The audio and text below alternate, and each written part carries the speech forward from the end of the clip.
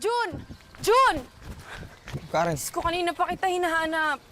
Nag-aalala na ako sa nanay mo. bakit? Ano meron? Masyado siyang frustrated kasi nakalabas na yung tita ni Rachel dun sa kulungan. Sabi niya sa akin kung hindi daw niya kayang mapabulok sa kulungan yung Ivitan, mamanu-manuhin niya daw. Papahanap siya sa akin ng asido, Jun. Ano? Nay. Nay?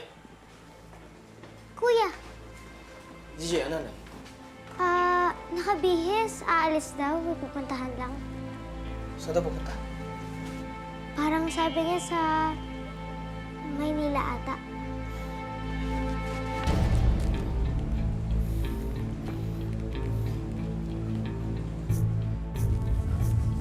June? Rage, kasama mo ba tita Ivy mo? Hindi na. Umuwi na siya mag-isa. May kasama ba siya doon? Wala. Nasa hospital pa kasi si Mami tsaka si Daddy tapos kasama nila si Archie. Bakit mo natanong? Rachel, sabihin mo sa tita Ivy mo mag-iingat siya.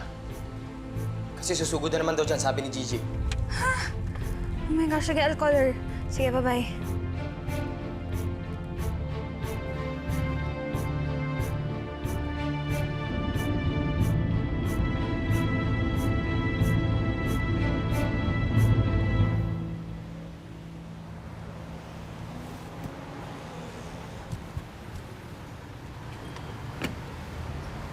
Morning po, ma'am. Pakikuha mo yung may mga package doon sa ako na nasa likod ng kotse. Okay po, ma'am. Pakikuha mo lang.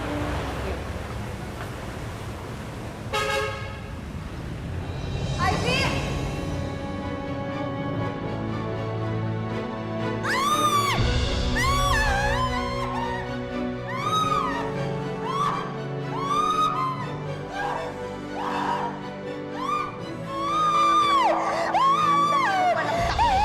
Palibhasa ang dami mong kasalanan sa amin. Tubig lang yung binuhos ko sa pagbumukha mo. Tanga ka talaga.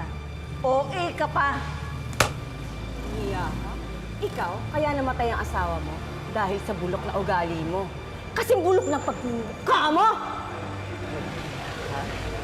Walang hiya ka. Utak kriminal ka talaga. Hayop ka! Ikaw, ha? Ano? Ha? Ivy, tama na! Tama na, Dan! Punta-punta ka dito. Ang lakas ng loob mo, ha? Ha? Ikaw? Ha? Ikaw? Puting! Nasasaktan ako!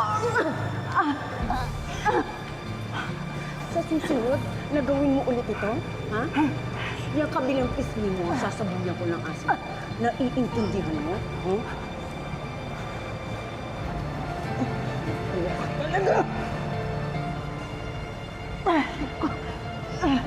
Kriminal ka! Ikaw ang kriminal! Tama na. Lumayas ka dito. Ha? Hindi ka alis? Ha? Ha? Opo, ma'am. Sige. Opo. Ayaw mo umalis, akong babaril sa'yo. Tapang ka lang dahil may baril kang hawak! May hawak kong baril kasi kaya kang bumili. Hindi katulad mo, pupunta-punta ka dito, susugod ka, tapos tubig lang pala ang dala mo. Palayasin mo na yan. Yun naman. Tapos mo na yan. Yun, ma'am. May araw pa rin sana ng tayo. Kahit anong venue sabihin mo, hindi ako natatakot, kahit nakakatakot ang mukha mo. Alis! Ma'am.